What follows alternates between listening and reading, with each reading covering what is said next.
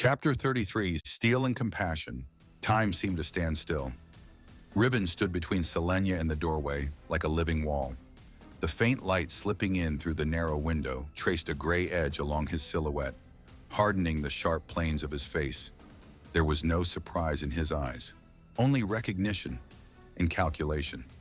"The bearer of the mark is not among you," he said, without greeting or ceremony, as if they had merely arrived late to an expected appointment. The words fell like a stone. Kyle tightened his grip around the hilt of his sword. "And how do you know I'm not the chosen one?" he shot back, stepping half a pace forward. Riven tilted his head slightly. A crooked expression, something that was not quite a smile, crossed his face. "Because you're not the one who nearly dropped a mountain on me." The air grew heavy. Kyle felt the icy stab of memory. The battle in Thalin, the ice breaking apart, the force that had hurled everyone toward the abyss. Riven lifted his chin, assessing him the way one might inspect a flawed weapon. "But I do remember you," he added. "How's your shoulder?" Kyle stepped forward at once, blood boiling, ready to strike. Dren grabbed his arm hard. "Don't rush it," he whispered through clenched teeth. Riven let his gaze travel over the group, lingering on Liana and finally on Selenia, chained yet upright, her head held high. "Where is the boy with the light eyes?" he asked. "The one who bears the mark on his chest, the one who brings mountains down." Dren let out a short, arrogant laugh. "He had other commitments," he said insolently. "Sent us instead. But hey, don't feel bad. We'll take care of you just as well." Riven raised an eyebrow, just barely. "Then show me what you can do."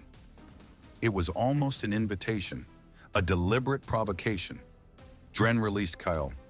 "Together," he said, "or he kills us one by one." Kyle nodded, and the room erupted into motion. Riven struck first, fast as a gust of wind.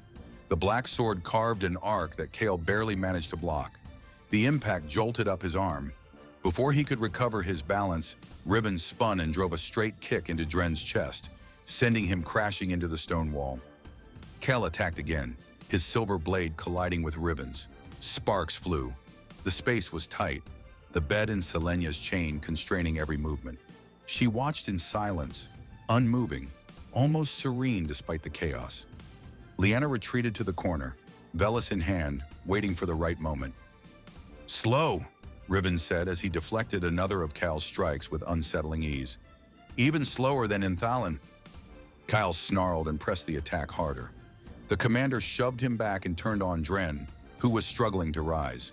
In one fluid motion, Riven slashed his arm and then struck him full in the face. Dren dropped to his knees, dazed. "Is that all?" Riven murmured. Kale charged with a shout. Riven was ready. The clash of steel rang like a thunderclap trapped in a small space. Riven moved as if he knew Kale's intentions before they formed. Blocking, evading, countering. Kale staggered back, gasping. Riven advanced to finish him, and then the air changed. A blast of wind burst from the corner, sudden and violent enough to tear dust from the floor. The shockwave hit Riven squarely and hurled him into the wall. His sword fell with a metallic clang. Liana lowered her hand slowly, her eyes still glowing with a deep green light. Kale saw the opening. He raised his sword with both hands, determined to end the man responsible for what had happened in Hearthglen, the one who had hunted them like animals for so long. Selenia stepped forward. "Kyle, stop!" Her voice was not a shout. It was a command, one that cut through the room. Kyle looked at her without lowering the blade. "Why?" he asked. "Why let him live?" Selenia met his gaze without blinking. "Because killing a defeated enemy changes you. There is no honor in it, and that path is not yours."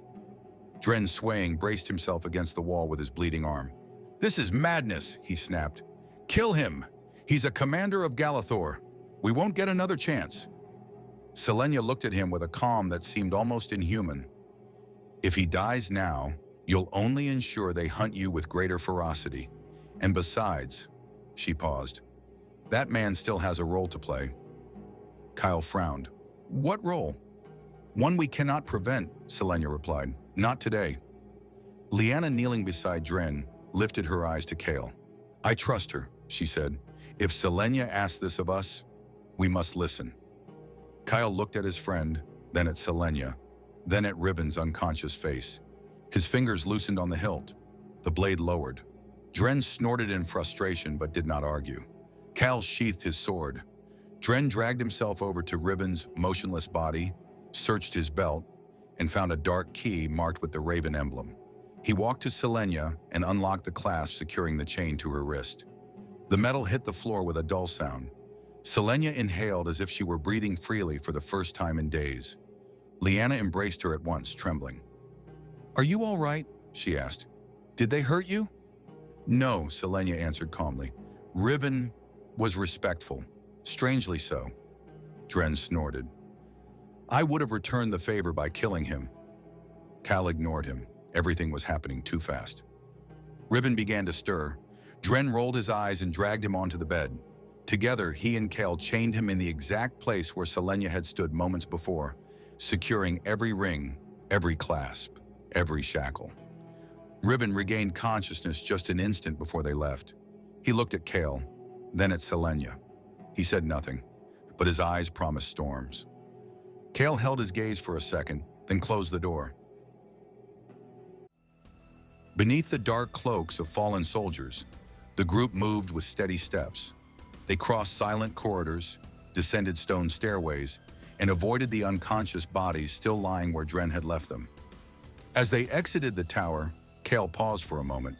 A strange pang crossed his chest, the clear, cold sensation that the statue of the ancient mage was calling to him, as if something in that stone figure were asking him not to leave. He closed his eyes briefly and took a deep breath. This was not the moment. He could not afford distractions. He ignored the call and followed the others. At the wall, torches flickered in the night wind. The sentries were far away, occupied by the chaos of the rebel attack.